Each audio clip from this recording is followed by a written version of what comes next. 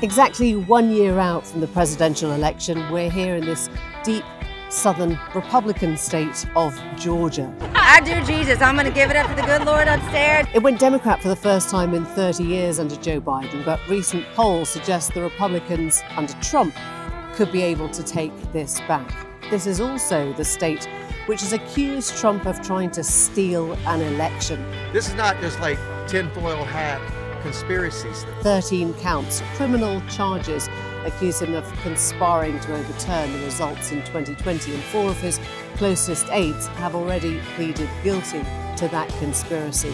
What they tell a prosecutor could spell a very different future for Donald Trump here. It is the biggest criminal trial that he faces. I got Trump 24. Trump needs to keep his mouth shut. We're here to ask the Georgians what they make of all this. What do they think about the political year ahead and the prospects for a presidential candidate? Are they willing to trust Donald Trump again?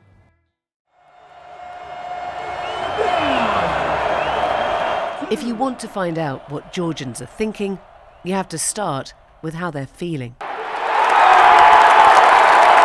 And there is no greater sense of their passion than at a college football game. Georgia Bulldogs versus Missouri Tigers, to be precise. This 95,000-person stadium is right on the campus of Georgia University. Some quarterbacks, students, earn $1 million. Their fans are legion. Yeah, we're here at 5:45 in the morning to set up. I have not missed a game in 23 years, home and away. John and Tammy have a simple rule. Guests are welcome, food is plentiful, but no politics. I think the media instigates a lot of hatred and blows it out of proportion. No, we love in this. I know in this tailgate right here with me, we have a lot of Democrats, we have a lot of Republicans. Probably more Republicans, more conservatives, but we all get along. You know, and if you can't realize that your opinion's not always the right one, and somebody else may have a different one, then you're kind of selfish and ignorant. Tony and April got up at 4 a.m. to grab this spot at the tailgate, the pre-game party, and support their cheerleader daughter. The old saying of absolute power corrupts absolutely, I think that's true with a lot of politicians. Unlike their neighbours, they don't mind wandering into politics with us. 15 years ago today, I was in Grant Park, Chicago. It was the day that Obama got elected, right? I sort of can't believe it was only 15 years ago. I'm wondering whether you think the country's in a better place or a worse place or a different place, or whether you'd recognise the country from that day. So I think it's definitely different. I think that world had more promise. You felt more hope. You felt more inclusivity. You felt more like we were moving into a direction where people were trying to come together, and then it just kind of turned. America showed its true colors when they elected Trump. And then when they realized that, you know, this is probably not a good look for the world, they got him out of office. The biggest tailgate party is here, right in the heart of campus. Homecoming 2023. It's doubling up as a reunion for former students, the Black Alumni College Homecoming. I mean, we've been friends since freshman orientation. We stumble upon Jennifer and Jay, who first met here 30 years ago. And it's stalemated. There's a lot of people suffering. A lot of people, you know, when we think about interest rates, we think about homes, we think about employment. There are a lot of people struggling right now. When you think about food after COVID, there are people unemployed. And a lot of things that were turning the corner, they've started to go backwards. January 6th is evident in the fact that we still have a lot more progress to do in this country. But it's really a matter of a have and have not. And so when people feel like what they've had is being compressed or threatened, then you start to see these uprisings. I have never seen a group of people so passionate about something before. You come out here and you see 95,000 people all like screaming at the same time for the same team. It's ridiculous.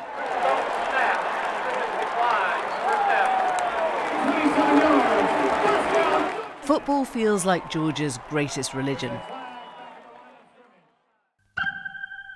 But God comes a close second. Stop telling God how big your problems are. Start telling your problems how big your God is. Come on, say it to yourself. I serve a mighty God. If Saturday is the day of football, then Sunday is the day of church. And we've just come out from the service at the Ebenezer Baptist Church, famously the place where Martin Luther King preached. By the manacles of segregation and the chains of discrimination. Now the preacher, the Reverend, is one Raphael Warnock, who is both the speaker here on a Sunday morning and a sitting senator. As I move from one place to the next, face it, you cannot take everybody everywhere. He has this congregation in the palm of his hands, weaving messages of redemption with memes to a crowd ready to lap it all up. I know that's my baby. Well, your baby is 59 years old.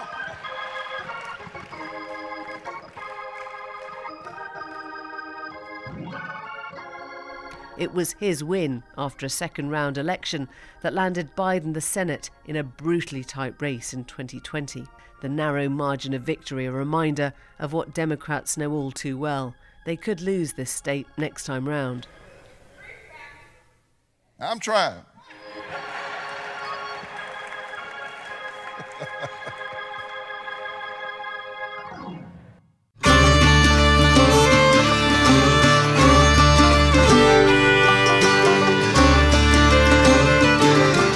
Georgia's capital, Atlanta, is multicultural, racially mixed, heavily democratic. But 2 hours away is another world.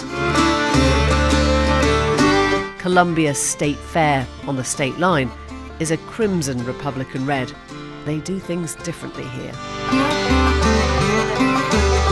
Amidst the candy floss and the corn dogs, you'll find anachronism, reminders of a bygone age. The Banana Derby is, scrape away the euphemism, a race where monkeys are forced on dogs. Are you ready to see monkeys riding dogs? We're asked as we approach if we're animal rights activists. It's hard to know what to say. Number 2!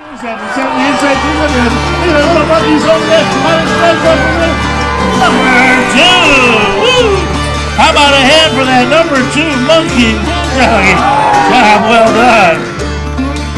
But it's here, under blue skies and roller coasters, between the prams and the pickup trucks, we hear what's playing on people's minds. It's a year today that America will go to the polls, and we're keen to know where your head is, where your heart is on your next president. Go ahead. I got Trump 24. So. Well, right now my heart is all over the place because I don't feel like we have any really good candidates. I'd like to see some other candidates. So neither Biden nor Trump? Neither one for me. The state of our economy right now and how we got to this place, I think Trump had a lot to do with that. And I think that Biden isn't fixing it. You know, I'm kind of torn between Nikki Haley and Ron DeSantis, actually. So we haven't made our minds up just yet. You know, we need to see some of the closer to the poll debates and all that. So if it is Donald Trump, does he get your vote or do you stay at home? Absolutely gets my vote. Yeah, I'm not going to not vote. I do not want to have what we have right now. Do you think the last 4 years have been a big change for you and your homes, your households? Oh my goodness. Not for the better. And not for the better. What are you looking for in your next president? Trump. Is it making sense? Do you like the candidates that seem to be in front of you at the moment? Joe Biden, Donald Trump, if they get the nominations? I don't like either one of them. Tell me why? I think Biden's out of touch, and I think Trump needs to keep his mouth shut. I had voted for Trump previously, but I think right now he's too volatile of a candidate that the Republican ticket wouldn't be supported enough if he were on it. On the way out, we stop at the Republican Party's own stall, and we find John, co-chair of Columbia County. I was born and raised an old school, my dad was a John Kennedy Democrat. And a former Democrat, no less. So when you're selling merchandise, are people buying the Trump stuff, or are they buying... Yeah, that's why it's here. It's not an endorsement, but let's be honest, and fundraising-wise, that makes about 70-80% of our fundraising. We take donations because we're a nonprofit, so correct. So when people want to make donations for items, Trump is by far the items you have to have. This is not just like tinfoil hat conspiracies. He's just voicing the questions many have. This is real things that were captured on video. You don't cover up people counting the ballots. You don't in any election, unless you're in Russia. Questions that were never asked about any previous election, or indeed before Donald Trump planted them in his supporters' minds, long before they even went to the polls. I have questions. That's what we're saying. When you say trust, am I 100% you represent sure? the Republican Party, and yours is not a unique voice in the party saying, I'm not really sure, right? That's exactly right. We're a divided party on that. We're absolutely a divided party, and I think it's on a national level too. He's right when he says it's the issue now tearing the Republican Party apart, those who want to fight Trump's battles and those who want to move on. If that computer is in any way connected to anything else at any time, that's pretty questionable. They say it's not, but when you see results that match exactly. We always have a saying in Georgia that there are two Georgias, there's Atlanta and everywhere else, and I'm from everywhere else. On a leafy golf course, we find Georgia Congressman and Bulldogs fan Buddy Carter. He's a soft-spoken Southern conservative, currently walking a fine line between defending the former president and wishing he didn't have to. Now, my reasons for not agreeing to certify Georgia, Arizona, and Pennsylvania had to do with the process itself. The changes that were made at the last minute in Georgia, which were substantial, then I felt were unconstitutional. That's why I voted not to certify those. However, again, I've acknowledged, first of all, that what happened on January 6th, I condemn that. That should not have happened. Those people should be arrested. They should be given due process, and they should be prosecuted to full extent of the law. But at the same time, I was not going to certify those elections that I felt like changes were made by the judge, by the courts, as well as by the executive branch, and in the case of Georgia, it was by the Secretary of State, that were unconstitutional. And should Donald Trump feel the full effects of the law for January the 6th? Listen, anyone, regardless of whether they're president or regardless of what office they hold, they should feel the effects, sure. If it's proven that he had something to do with that. He won't tell us who he's going to endorse for the nomination, but his eyes light up when I mention Nikki Haley. She's on the up, he tells me. Well, there's still a long time to go, so let's don't count anybody out right now. It looks like Nikki Haley is the flavor of the month. The numbers agree with him. Strong performances in the Republican debates and a clear voice on international crises, Ukraine and the Middle East, have pushed Haley into tied second place with Ron DeSantis. So we head back onto the road to South Carolina this time, and a tiny speck on the map that is her hometown, Bamberg. And it's just, Bamberg is just nice people, church-going people, a lot of Christians here, Methodists and Baptists, so it's just a lovely little town. We have beautiful residential areas. We have some areas that we're working on to bring back. Nancy Foster, known locally as Miss Nancy, is Bamberg's mayor. She remembers the day Nikki Haley was born. In our hospital right here, Dr. Watson delivered her in 1972. So we're pretty excited about what's going on with Nikki Haley. Nikki Haley's campaign video reminds us she'd be the first Asian American woman to stand for president, and paints a picture of a young girl who had trouble fitting into her half-black, half-white community. The railroad tracks divided the town by race. I was the proud daughter of Indian immigrants. Not black, not white. I was different. Mayor Nancy gently suggests, to borrow words from the late Queen, recollections may differ. I just don't remember that. I mean, they were welcomed. You knew they were Indian, you know, but they were just welcomed here. They were good friends of Dr. Watson, and he wrote a book, and he talks about her and some of the discrimination, I think. But I just didn't feel it.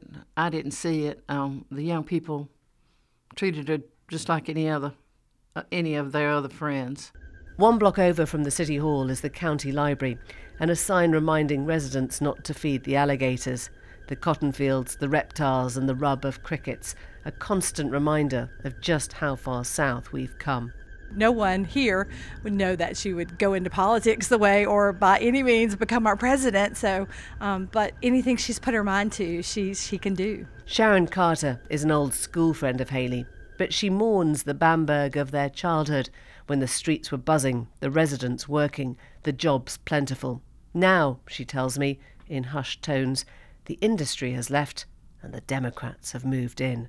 They're not even Haley's people anymore. Nikki Haley's Bamberg had industry. Nikki Haley's Bamberg had a functioning main street.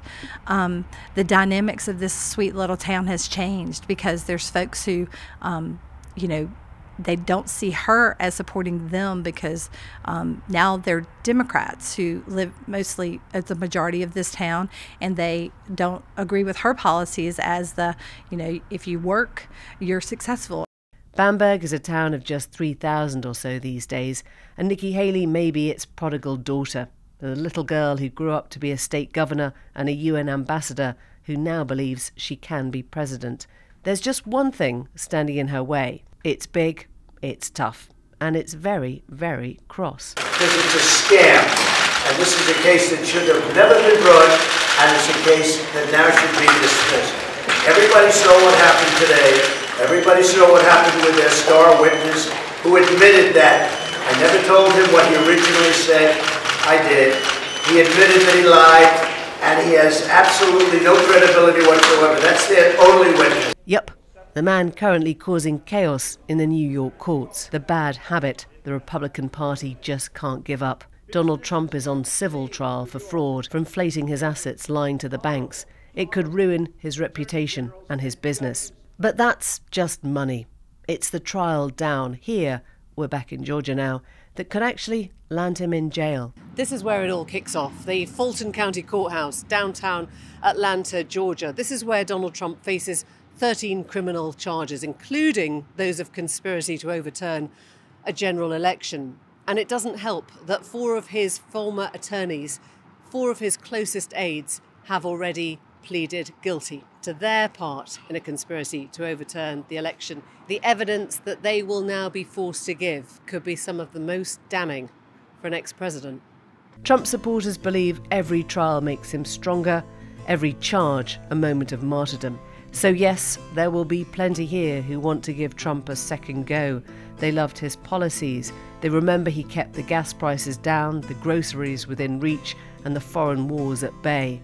Democracy? Well, that's for the ones who can afford to worry about such things. But as we wander the shady streets in the heart of Georgia's government, there is a reminder of gentler times, a seeming lifetime ago. Jimmy Carter, America's 39th president, is perhaps Georgia's most famous son. His life celebrated here at the state capitol. And look at the words that they used to describe him: global citizen, humanitarian, peacemaker, man of faith. Words even Donald Trump's biggest fans would have trouble ascribing to him. And ask yourself whether this state is ready to push all that aside for one more helping of whatever Donald Trump has to offer, whether Republicans and Democrats alike have decided that these values simply don't matter anymore in a modern president. The Newsagents USA.